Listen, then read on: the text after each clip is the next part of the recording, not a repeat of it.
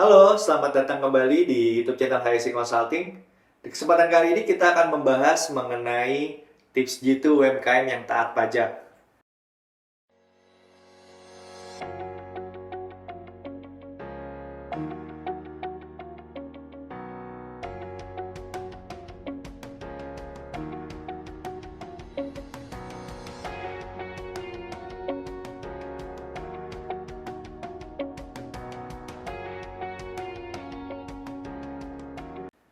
Nah, sebelum mulai, saya mau mengingatkan untuk teman-teman semua yang menonton YouTube channel ini, jangan lupa untuk subscribe, like, dan komen, untuk tinggalkan pertanyaan di dalam kolom komentar kita. Untuk teman-teman yang punya pertanyaan apapun juga mengenai pajak, langsung aja di kolom komentar ya. Oke, kita lanjut dengan pembahasan pada hari ini. Yang pertama, latar belakang.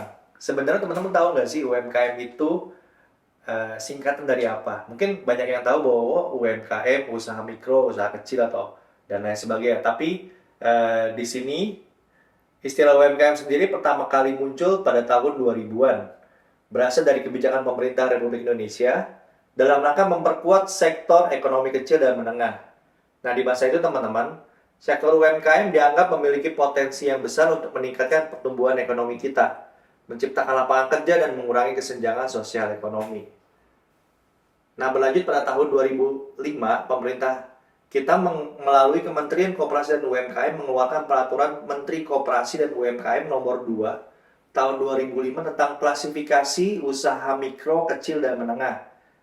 Nah, di aturan ini menggolongkan usaha kecil, usaha menengah menjadi beberapa kategori berdasarkan kriteria tertentu seperti berapa jumlah karyawannya, kemudian berapa omsetnya, dan berapa jumlah asetnya. Nah, baru di tahun 2008 melalui Undang-Undang Nomor 20 2008 definisikan secara jelas mengenai UMKM dan aturan-aturan dipertegas dan dinyatakan dalam undang-undang tersebut. Nah, apa aja sih kriteria UMKM menurut Undang-Undang 20 tahun 2008 tersebut? Yang pertama, usaha mikro adalah usaha ekonomi produktif yang memiliki kekayaan bersih paling banyak 50 juta rupiah, tidak termasuk tanah dan bangunan tempat usaha. Kemudian usaha kecil adalah usaha ekonomi produktif yang memiliki kekayaan bersih lebih dari 50 juta sampai dengan 500 juta, tidak termasuk tanah dan bangunan tempat usaha. Kemudian yang terakhir nih, usaha menengah adalah usaha ekonomi produktif yang memiliki kekayaan bersih lebih dari 500 juta sampai dengan 10 miliar, tidak termasuk tanah dan bangunan tempat usaha. Kira-kira itu kriteria UMKM menurut Undang-Undang 20 tahun 2008. Nah, teman-teman semua masuk nggak nih dalam kriteria tersebut? Nah, sementara dalam pajak tidak disinggung teman-teman mengenai definisi jelas UMKM. Namun, kami menemukan bahwa setidaknya dalam Undang-Undang 36 tahun 2008 pasal 14 terdapat pengaturan spesifik yang mengarah kepada pelindungan bagi UMKM, di mana dalam aturan ini, bagi wajib pajak orang pribadi yang memiliki usaha dan pekerjaan bebas, yang total peredaran usahanya kurang dari 4,8 miliar setahun, dapat menggunakan NPPN atau norma penghitungan penghasilan neto. Nah, lebih lanjut, pemerintah Indonesia dalam rangka mendorong sektor UMKM mengeluarkan aturan yang kita kenal terakhir dengan PP 46 2013 dan PP 23 2018 yang memberikan insentif bagi UMKM dengan omset kurang dari 4,8 miliar dalam setahun berupa pengenaan pajak dari 1% kemudian menjadi 0,5% yang terupdate ya teman-teman, 0,5% dari pendapatan brutonya.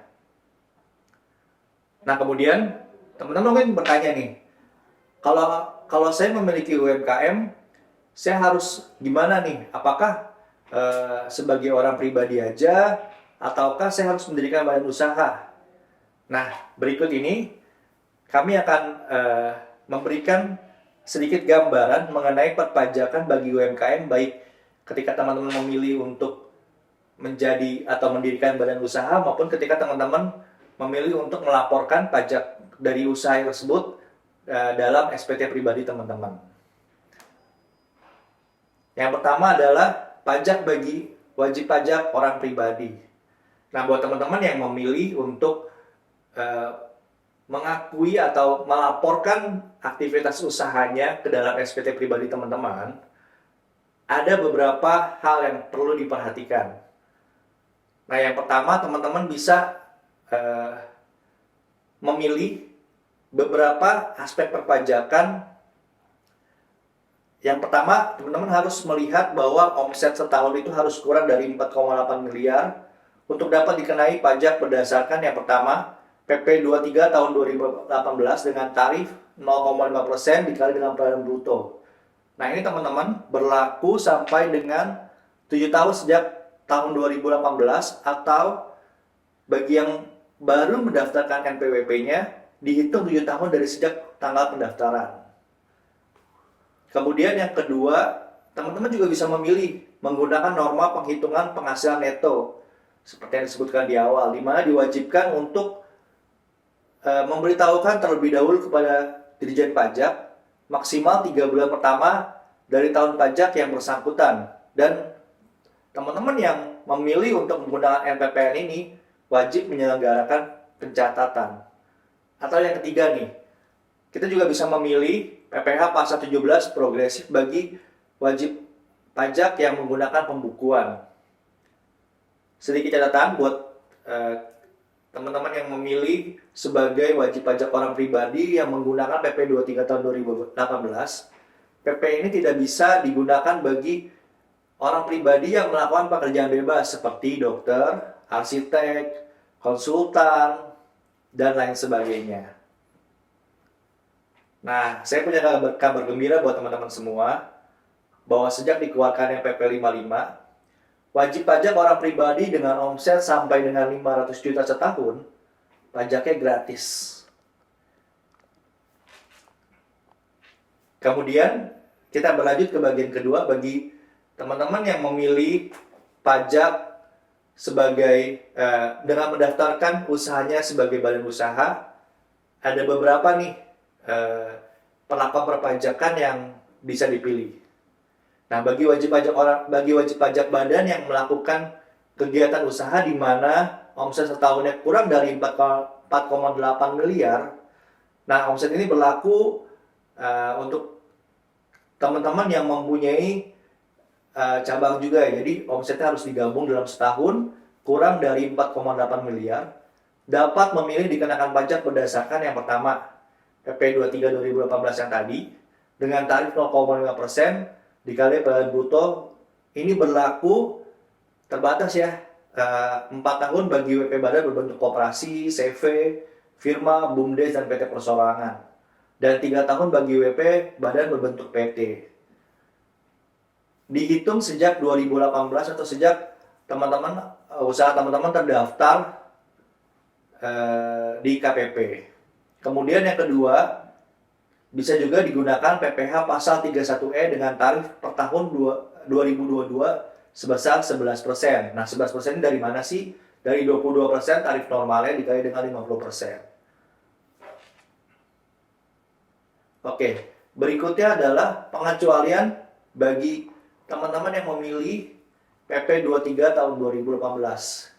Yang pertama, penghasilan yang diterima wajib pajak orang pribadi dan atau badan berbentuk CV dan firma yang melakukan penyerahan jasa sehubungan dengan pekerja bebas tidak dapat menggunakan PP 23 tahun 2018 ini. Kemudian, penghasilan yang pajaknya sudah final, misalnya teman-teman punya penghasilan dari sewa bangunan, dari usaha trading saham, dari konstruksi, itu tidak bisa menggunakan PP 23. Kemudian, penghasilan yang terima di luar negeri dan sudah dipajaki di luar negeri. Nah, misalnya teman-teman punya pendapatan nih, punya penghasilan dari jasa teman-teman yang dikenai pajak di luar negeri. Terus teman-teman mau menghitung dengan PP 23. Nah, itu nggak bisa. Karena penghasilan tersebut terjadi di luar negeri dan sudah dipajaki di luar negeri. Kemudian penghasilan yang mendapatkan fasilitas perpajakan, misalnya pasal 31A, atau yang mendapatkan fasilitas penyelenggaraan kawasan ekonomi khusus atau KEK, itu juga nggak bisa. Terus wajib pajak yang berstatus BUT, yang merupakan perwakilan dari badan usaha di luar negeri, itu juga nggak bisa. Kemudian wajib pajak yang memilih perpajakan berdasarkan pasal 17 ayat 1 seperti teman-teman yang karyawan, itu juga nggak bisa karena kita sudah dikenai pajak secara progresif. Terus teman-teman yang merupakan tenaga ahli yang sudah dipotong pajaknya oleh pemberi penghasilan itu juga nggak bisa pakai PP 23. Misalnya lawyer, terus notaris, nggak bisa pakai PP 23. Kemudian wajib pajak yang memilih perpajakan berdasarkan pasal 17 ayat 1B yang tadi yang sebelumnya yang menggunakan pasal 31E itu juga nggak bisa pakai PP 23. Nah, teman-teman semua yang menggunakan PP 23, teman-teman harus ingat 3 poin ini. Yang pertama, wajib pajak yang menggunakan PP 23 tetap harus melaporkan SPT badan. Itu paling penting. Jadi walaupun teman-teman merasa kita udah bayar nih 0,5% setiap bulannya, jadi nggak perlu lagi laporan. Nah itu salah. Teman-teman harus tetap melaporkan SPT badan setiap tahun. Kalau yang atau SPT-OP-nya yang memilih melaporkan usaha sebagai orang pribadi. Nah kalau orang pribadi paling lambat 31 Maret dari tahun yang berakhir. Misalkan sekarang 2022, kewajiban lapornya adalah 31 Maret 2023. Nah, teman-teman yang memilih untuk mendaftarkan sebagai badan usaha, itu kewajiban 30 April 2023 untuk tahun yang 2022. Nah, jangan lupa yang kedua adalah bagi teman-teman yang bertransaksi dengan badan usaha yang melakukan pemotongan, teman-teman jangan lupa untuk meminta surat keterangan atau mendapatkan surat keterangan supaya teman-teman nggak dipotong PPh pasal 23. Nah, gimana caranya teman-teman bisa login ke DJP online, kemudian cari menu untuk meminta layanan untuk penerbitan surat keterangan PP 23. Dan perlu diingat ya teman-teman, bahwa ketika kita bertransaksi dengan badan usaha, biasanya badan usaha akan memotong kita PPh final yang 0,5 itu. Nah itu jangan lupa teman-teman harus minta bukti potongnya kalau teman-teman dipotong oleh badan usaha. Itu harus didokumentasikan menjadi arsip teman-teman. Jadi ketika nanti kantor pajak menanyakan, diminta persalinan omset dan diminta penyaluran pajaknya, teman-teman punya nih bukti potong dari badan usaha yang memotong pajaknya penghasilan teman-teman. Nah yang ketiga, teman-teman yang mendaftarkan diri sebagai badan usaha atau orang pribadi yang memiliki kewajiban untuk sebagai pemungut pajak, pemotong pajak, teman-teman walaupun sudah bayar 0,5% juga tetap diwajibkan untuk melakukan pemotongan dan pemungutan pajak. Misalnya badan usaha yang omset di bawah 4,8 miliar, jangan lupa kalau misalkan ada biaya gaji atau teman-teman bayar biaya sewa atau teman-teman bayar biaya servis AC atau pemeliharaan taman, teman-teman harus tetap potong PPh 21, 23, atau 4 ayat 2-nya. Jadi administrasi tetap harus dilakukan. Itu aja untuk kali ini. Mungkin teman-teman masih punya banyak banget pertanyaan. Teman-teman bisa tinggalkan pertanyaan teman-teman di dalam kolom komentar di YouTube ini. Atau mau yang tanya seputar hal-hal lain, juga bisa tetap tulis di dalam kolom komentar atau menghubungi Instagram kita. Nanti linknya akan kami taruh di bawah ini, atau juga nanti bisa deh DM atau komen-komen di Instagram kita dan mendapatkan update setiap saat untuk perpajakan di Indonesia. Sekian, terima kasih.